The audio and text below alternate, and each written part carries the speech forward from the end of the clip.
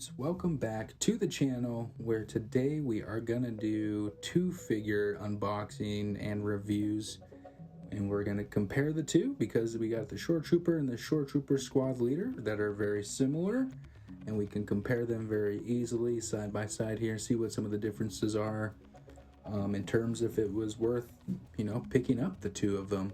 Got them spinning on the turntable. Taking a look at the boxes real quick before we get into it, but yeah, got these two and super happy with the pickup here from a good deal on Sideshow's website.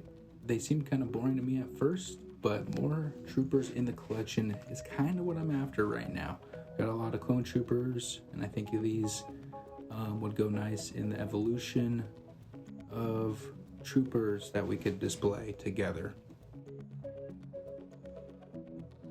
We got the typical Star Wars style boxes. I mean, these were some I think these came out around Rogue One, and the Short Trooper came out with the Mandalorian, but yeah, these two together make a nice pairing for sure. Here is the Short Trooper box. I really like this guy. I didn't think I would like him as much as a squad leader, but he is pretty cool. I like the differences between them. I think it's worth picking up the two separate ones and having them in the collection.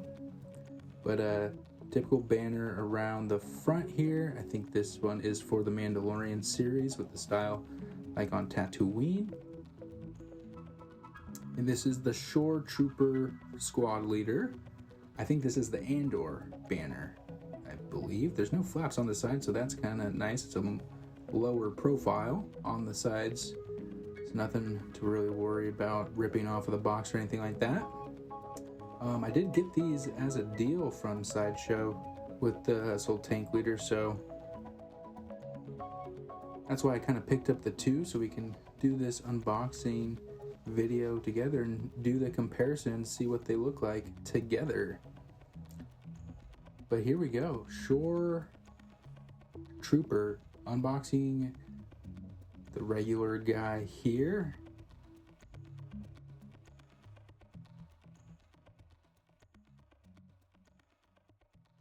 I like the actual figure photography slip cover that we get on the front here. Very cool. The blasters going off the side. The pose is a little interesting, but I like it still. Pretty cool. Unboxing him here, getting him out of the clam tray.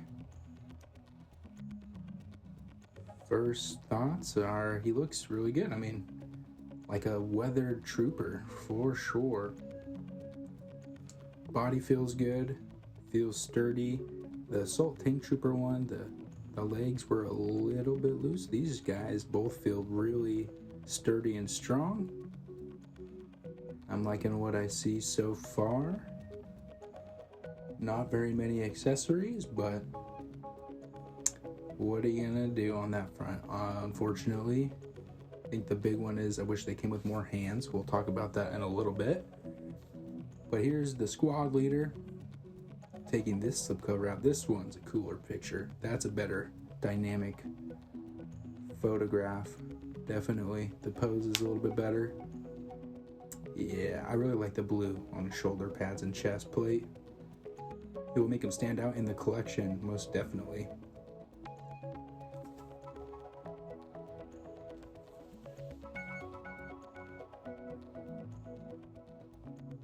Unboxing him, getting him out of the clam tray as well. The squad leader, same things, very nice sturdy body as well. I'm just gonna leave that on. But taking a look at him, I'm liking what I'm seeing first off.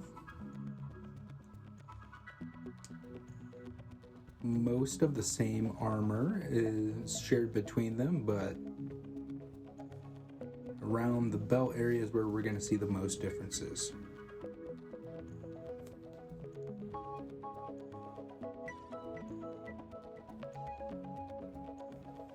All right, taking a look at all the accessories now. On the right side, Shore Trooper, left side, all the things that come with the squad leader. they're the same arrange of hands. Like I'm going to show you here, 2 relaxed styled hands installed on both of the figures right out of the box, 2 gripping hands that comes with both of them, and 2 trigger finger hands, both for each side for both of them as well. The paint style is different between the two, so each side for both of the figures here are different paint apps and weathering styles. The base color is the same, but it's mostly just the weathering that is different, so we're not getting the same exact pair of hands between the two. Thankfully, there's a nice variation here. I'm going to show you real quick the differences between the two, just to show you that in fact the weathering is different, and Hot Toys did not cheap out all the way here and give us exactly the same style hands across the board. That does make a difference. But taking a closer look at the actual sculpt here for the hands, it's the same style glove hands across the board, obviously, but they look terrific here.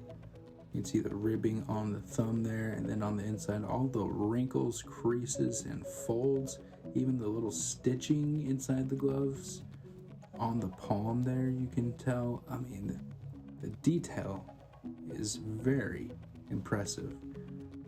Trigger finger hands, the finger looks almost a little fat, but I think that's to simulate some excess glove on the tip there, but very well done. The detail is amazing, and I don't have anything to complain about with these hands. I mean, they are very well sculpted, very well painted.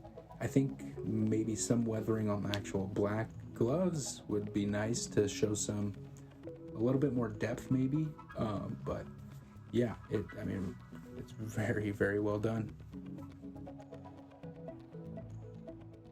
And yeah, not too much more else to say about the hands, but let's move on to the blaster now. Looking at the blaster, it's the same sculpt as well for the 2 that you get for each one. This blaster is an E22 model. E22 designated to the Shoretroopers. I really like how this looks with the tactical light on the side and the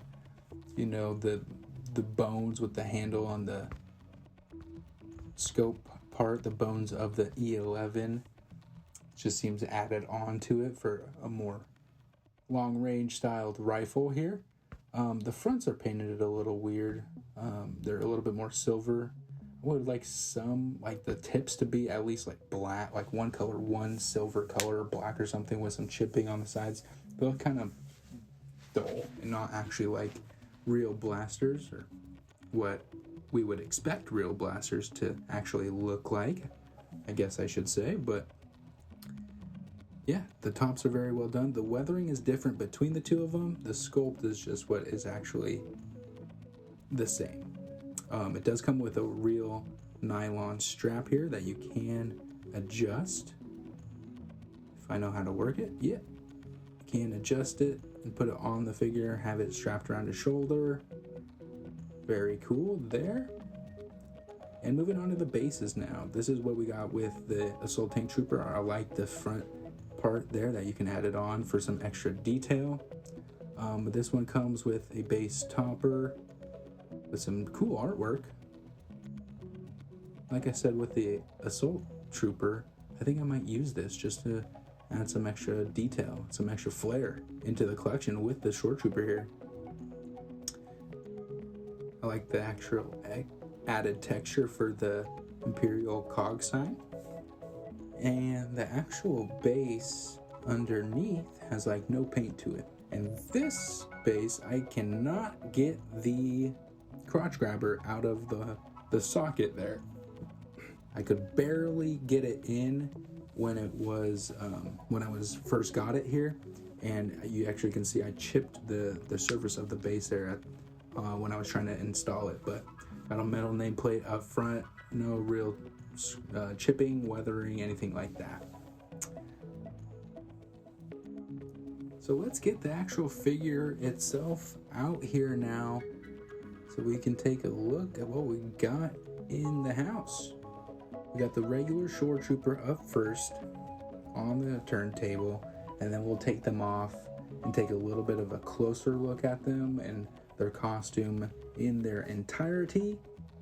But I'm happy I got these in. Actually, I was never really planning on picking these up, but like I kind of said before, I mean, Sideshow had a good deal for the two of these. I mean, around $300 for the two of them. I was like, might as well get them out, unbox them, and see what we got. And I'm not disappointed at all. I mean, these proportions also, okay, squad leader up. I really like that blue on the chest and the pauldrons. Yeah, their overall design is, I always thought was really cool. I just didn't think I needed to pay a whole bunch to get some Shoretroopers in, because I mean, I definitely wanted to get at least two. They definitely look cooler in pairs, which Hot Toys probably already knew when making these. Now let's get a little bit closer with the Shoretrooper here. Let's take a look at the costume. This is part of the fun with 1/6 scale collecting, is just looking at all the details on the costume, front, back, side, everything. Starting off with the shin guards and the boots, though, they are the same as the Assault Tank Trooper as well, same design and everything.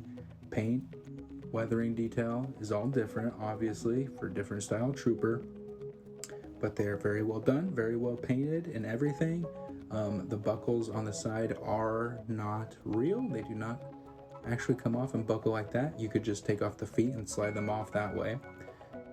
Coming down to the boots, somehow, like, the boots end up being like one of my favorite things on 1/6 scale.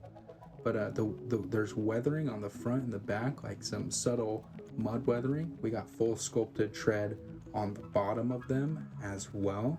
A little bit of weathering on the bottom, but it would be nice if they were like really dirty on the bottom, because obviously they would be.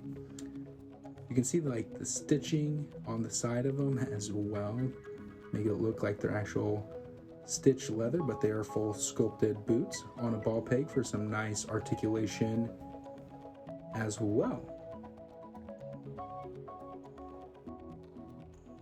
Now moving on to the pants here. I don't think they're weathered at all. I think they're just a straight brown. They're really nicely tailored. Cut and sew on these is very well done.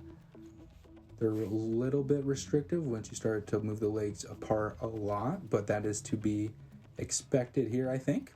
But there's no weathering, and they're straight brown fabric, at least as far as I can tell. And moving up a little bit to the skirt piece, this is a fully sculpted plastic. It's a soft plastic that is bendable, so you can get some more range of motion. out of the figure when posing. Coming up a little bit closer, all the boxes on the belt are sitting on a nylon piece of fabric that is strapped and is secured in the back by fabric as well.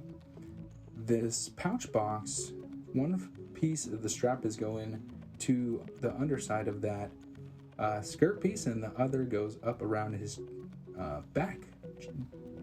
The other piece goes around his back plate there. Taking a 360 look at the actual belt and the boxes you get on them, none of them are detachable. They're all sculpted on as well, and there is a little sculpted pouch on the back. And it looks amazing. But you can see the difference between the two and tell that that one is pleather and that one is sculpted. Why didn't they just sculpt the other one out of plastic as well? I would have rather had that, since they don't open, they're not functional, and I don't want to damage that piece at all. But looking at the arms now as well, very weathered and dirty and grimy. All the armor is free floating here as well. So some of the times the bicep piece gets like locked under the actual shoulder piece, but you can just lift them up. Here, I'll show you how. Here, what usually happens, they usually get pushed down all the way, but they're supposed to be up. So you just lift up the shoulder piece and then slide up the bicep armor, and he's good to go. But the weathering is different from side to side as well. So it's not all the same. It's not just flipped from one side to the other.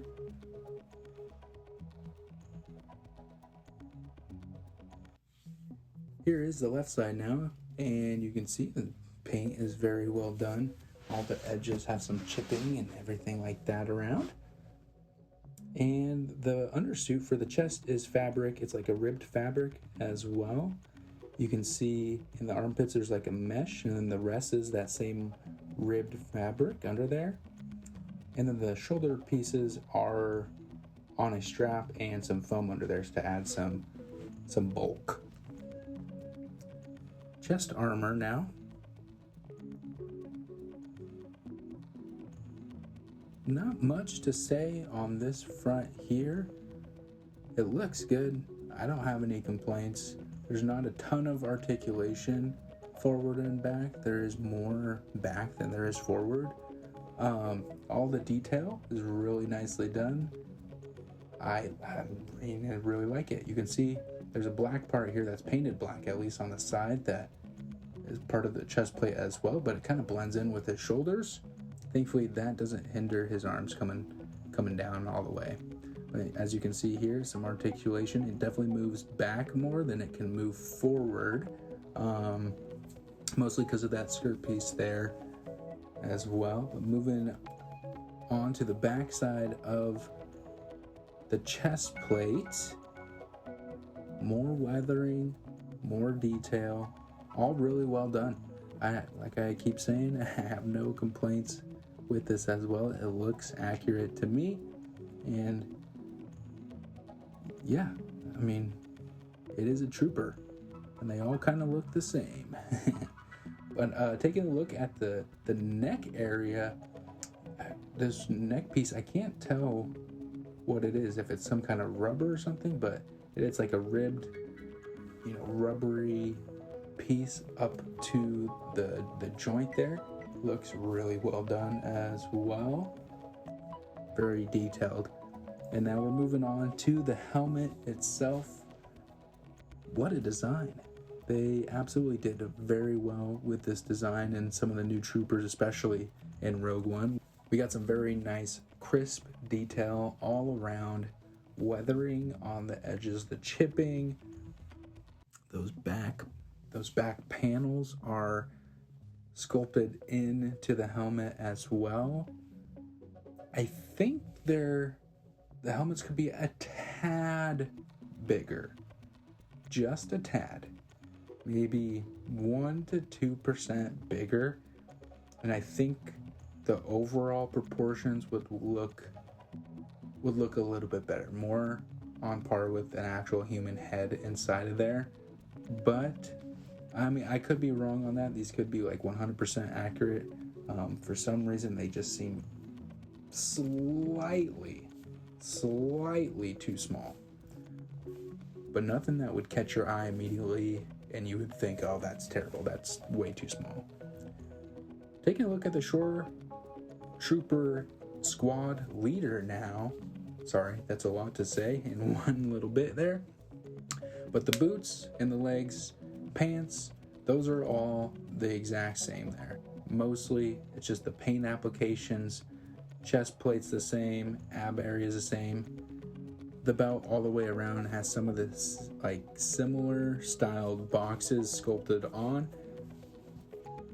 They are sculpted on and sitting glued or fastened to the belt on the nylon belt, same as the other one.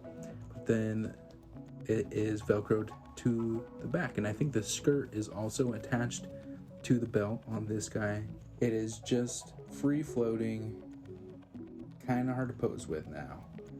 As you can see, there's no wire here. It's just kind of staying there. You can kind of finesse it a little bit, but no wire, so posing is going to be not as dynamic, but not a total deal breaker, I'd have to say. But as you can see, with the two of them close up here, side by side, there's major differences in just that belt area. And I have to say, I don't know which one I like more. I think I like the style of the squad leader a little bit more, just because it has that, like a belt buckle, it looks like. But yeah, taking a look at the shoulders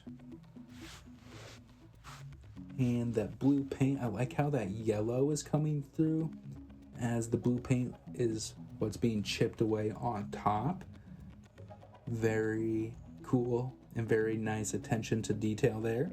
You can move the neck forward and back as well. I just had to adjust it there. For some reason it looks like he's looking back and his chin is all the way to his throat. But everything looks very good here as well. A little bit more ab crunch forward on this one, just because of that skirt piece not being present on here, and it's just a full fabric on this guy.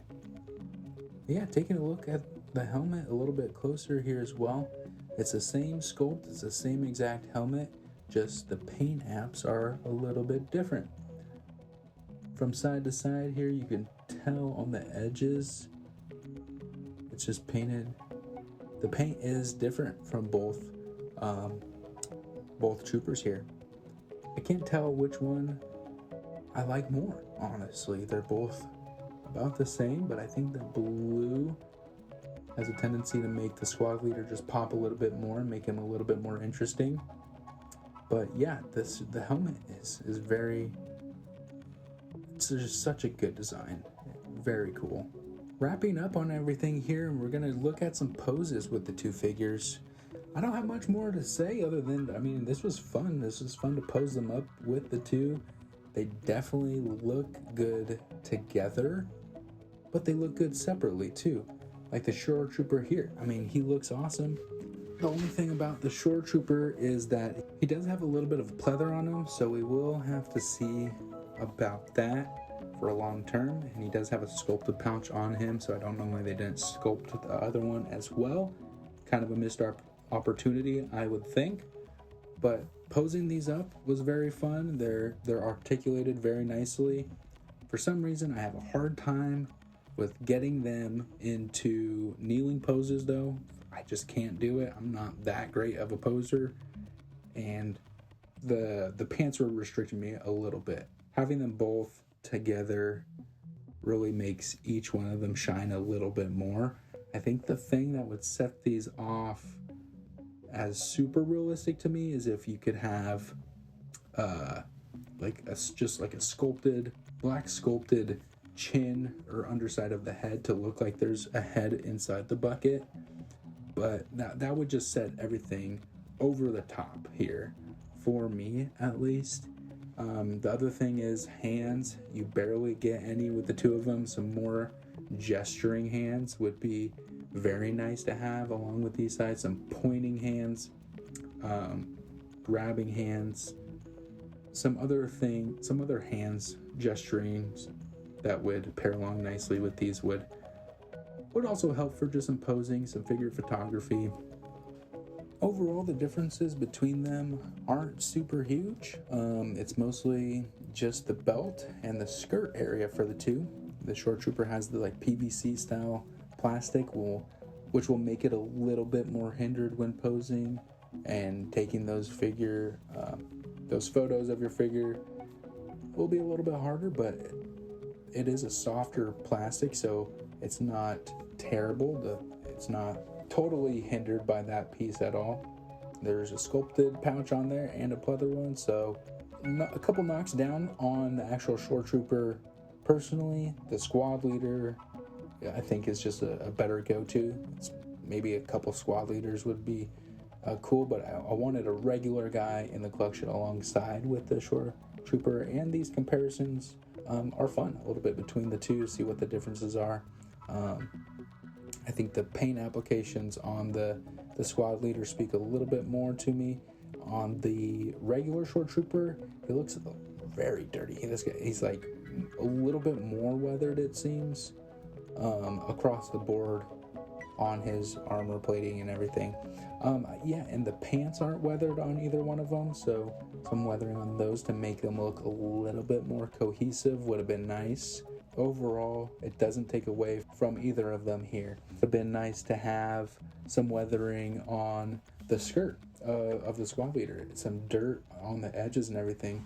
I might actually end up doing that myself. I might paint the squad trooper's skirt to make it weathered and look a little bit more used, like his armor does. I had a lot of fun shooting this one, and I think these last little clips turned out great. So enjoy, and thank you for watching.